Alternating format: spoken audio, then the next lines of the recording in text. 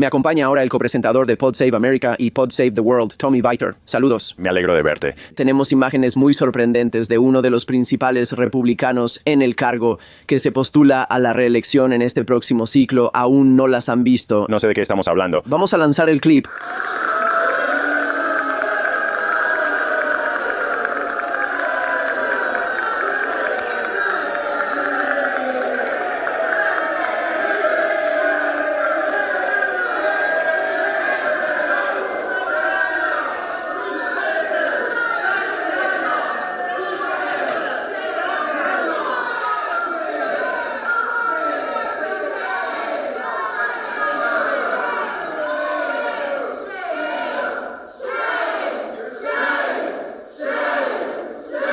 Me encanta cómo interviene y en cambio simplemente acalla los abucheos e incita cánticos de vergüenza. Ella dice, vuelvan a abuchear, vuelvan a abuchear.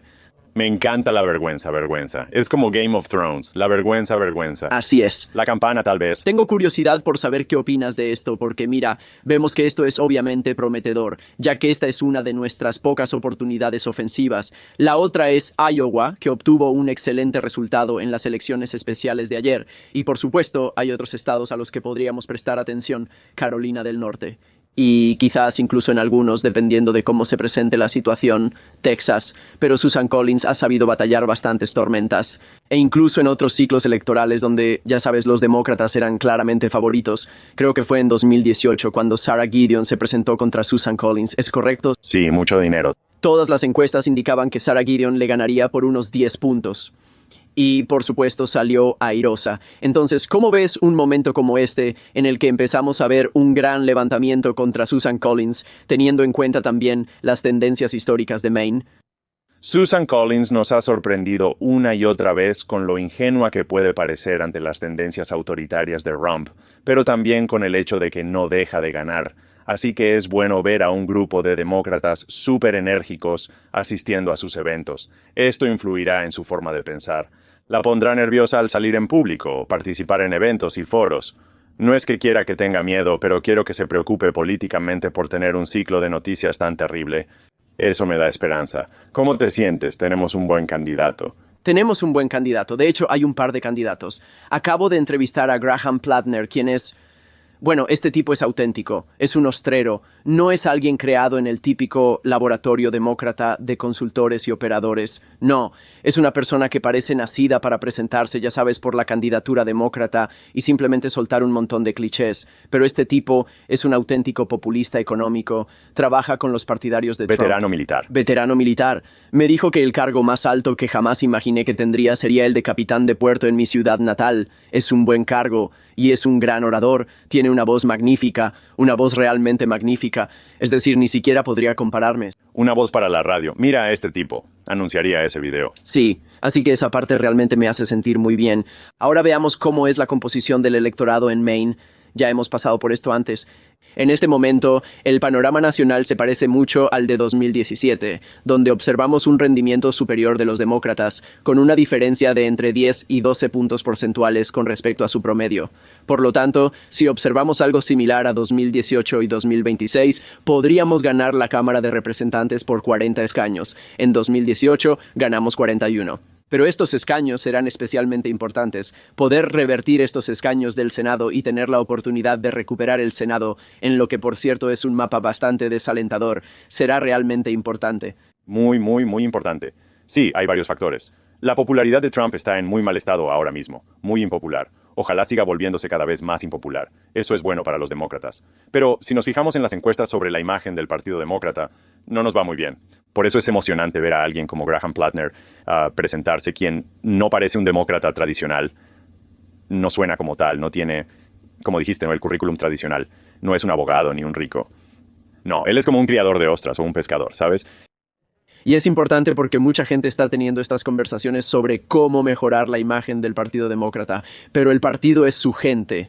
Exactamente. Así que la manera de solucionarlo no es simplemente hacer cosas no tradicionales y, como dije el otro día, cambiar tu estilo de hablar y me pondré un sombrero al revés. No se trata de manipular un par de indicadores ¿verdad? sobre el Comité Nacional Demócrata, la sala que controla el partido. No, es lo que dijiste. Son los candidatos quienes nos representan. Y si tenemos gente como Graham, como muchos de los candidatos que estamos viendo ganar, eso soluciona el problema de la marca, porque la marca es un reflejo de la gente en el partido. Y sobre ese punto, quiero hablar sobre algunas noticias que salieron de Axios. Creo que fue Alex Thompson quien informó que los demócratas están considerando hacer una convención a mitad de ciclo, y tengo curiosidad por saber qué piensas sobre eso. Leí esa historia también. La leí casi inmediatamente después de leer otro artículo de Axios sobre una gran pelea interna del partido, sobre Gaza, en la actual reunión del DNC. Pero en realidad me hizo preocuparme por la posibilidad de que... Me imagino, de que haya otra reunión masiva en la que los demócratas decidan no reconocerla en absoluto. Así es, y miren, ya saben cuál es mi postura sobre si los demócratas deberían cortar la asistencia militar a Israel. Totalmente de acuerdo, lo apoyo. Pero mi preocupación es más bien si reunimos a un grupo de demócratas en una sala. Podemos acordar un conjunto de políticas o al menos mensajes que transmitir, y eso es prácticamente lo esencial para hacer algo como una mini convención en un año tan flojo como este. Ya saben, Donald Trump acapara todo. Todos los días se despierta y publica algo en redes sociales, o tiene un evento o una reunión de gabinete de 4 horas, y domina el ciclo informativo como nadie en mi vida, nadie en política. Así que, demócratas, necesitamos ser creativos y pensar en nuevas maneras de recuperar la atención, difundir nuestro mensaje, destacar a las personas y candidatos del partido y hablar de lo que somos y lo que representamos. Quizás esto nos dé esa oportunidad. No quiero menospreciar las ideas nuevas ni las creativas, pero bueno, tengo mis opiniones divididas. Me acompaña Adam Klasfeld, fundador de All Rise News. Adam, tenemos noticias de última hora en el Tribunal Federal de Apelaciones. ¿Podrías explicarnos qué sucedió? El Tribunal Federal de Apelaciones del Circuito, por una mayoría decisiva de 7-4, coincidió con el Tribunal de Comercio Internacional en que los aranceles de Trump son ilegales. Aranceles que él ha calificado de recíprocos y justificado bajo la Ley de Poderes de Emergencia Económica Internacional de 1977. Hablamos de un fallo anterior en este caso y predije en su momento que este tribunal confirmaría el fallo del Tribunal Inferior que declaraba ilegales los aranceles. Y lo hicieron ayer por una mayoría decisiva porque la ley que acabo de mencionar no contiene la palabra aranceles. Voy a repetir esto. La ley que Trump usó para justificar su poder de imponer aranceles unilateralmente no menciona la palabra aranceles. Otorga al presidente de Estados Unidos ciertas facultades, bajo declaraciones de emergencia, para implementar ciertas medidas en la economía. Ningún presidente antes de Trump había intentado imponer aranceles unilaterales basándose en esta ley. Esa siempre había sido competencia del Congreso. ¿Crees que Trump pueda volver a la corte ahora y decir que él no lo está haciendo basándose en esta ley, sino que lo está haciendo basándose en otra ley?